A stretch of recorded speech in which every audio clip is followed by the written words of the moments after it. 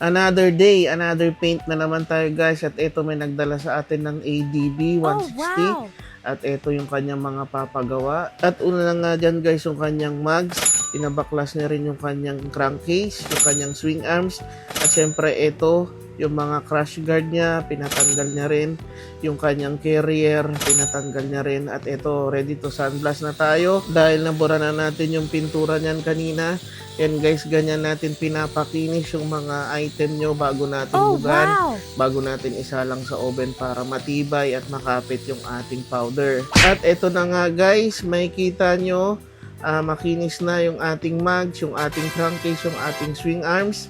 Ito naman guys yung nakita nyo kaninang crash guard na may mga kalawang. Ngayon makinis na rin, nasandlas na at ready na to ilagay sa oven. Pagkatapos naman natin ma-degrease guys, ito na nakalagay na sa oven at ready na to bugahan. Pero syempre unahin muna natin yung mugs. At ito na guys, bubuga na tayo at ang napili pala ni sir na kulay dyan ay gold metallic. Oh, wow! And syempre seryosong seryoso tayo dyan at nagko-concentrate tayo para syempre maganda yung kalabasan. At hindi ko na to patatagalin guys, hindi ko na ipapakita sa inyo yung mga bubugahan pa natin.